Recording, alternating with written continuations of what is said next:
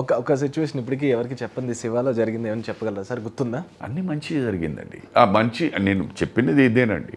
ఇవాళ శివ అనే సినిమా దీనికి బాటనీ పాట ఉంది, మ్యాటనీ.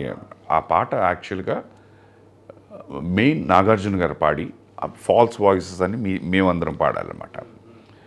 మేము దాని లీడ్ సీన్ చేసేసాం. అదే చీటీలు వేస్తాం కదా, క్లాస్కి వెళ్దామంటే సినిమా.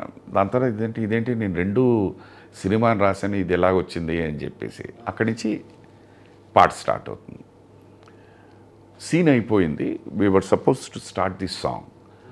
అప్పుడు నాగార్జున గారు రాము గారిని అడిగారు, నాకు ఒక చిన్న డౌటు, ఇది ఈ శివ అనే క్యారెక్టరు ఈ మళ్ళీ చనిపోయే వరకు ఇంట్రోవర్ట్ క్యారెక్టర్, మళ్ళీ చనిపోయిన తర్వాతే స్లోగా ఎక్స్ట్రోవర్ట్ క్యారెక్టర్ అవుతాడు కదా, మరి అలాంటప్పుడు ఈ పాట నేను మళ్ళీ పాడి డాన్స్ గీన్స్ అవన్నీ చేసేసి దాని తర్వాత మళ్ళీ ఇంట్రోవర్ట్కి అయితే ఎందుకో జెల్ అవుతుందా అవదు అన్న నా ఫీలింగ్ అన్నారు ఆయన. ఫర్ విచ్ ఇమీడియట్లీ రాము గారు అగ్రీ,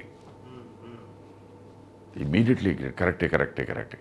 మరి సాంగ్ ఆ రోజుల్లో ఏంటి, హీరో అన్న వ్యక్తి ఫస్ట్ సాంగ్ పాడాలి.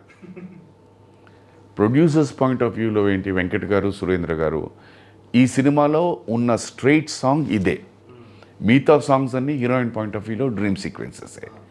అలాంటిది ఉన్న స్ట్రైట్ సాంగ్ ఉన్న ఒక సాంగ్లో హీరో పాడపోతే ఎలా అన్నది వాళ్ళ point of view. But the discussion is, but ఆయన చెప్పిన క్యారెక్టరైజేషన్ కరెక్ట్ కదా అనేసి దీని మీద వాళ్ళు ఆ వేళ స్టార్టెడ్ మధ్యలోనే పక్కనే ఆయన ప్యాకప్ అని చెప్పేశారు. వెళ్ళిపోయి వాళ్ళు మళ్ళీ అక్కడ కూర్చుని ఏదో డిస్కషన్ చేసి మన్నాడు మార్నింగ్ వచ్చేసరికి, Sudhakar, you and Amala are taking the lead, మిగతా వాళ్ళందరూ ఇచ్చేస్తారు, Nag is not going to sing, he will be.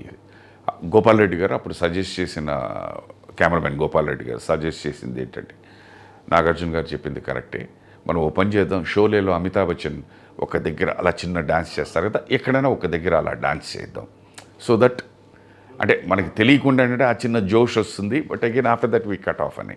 So అలాగా ఆ చిన్న పోర్షన్లో ఆయన డాన్స్ చేయడం జరగడం అది.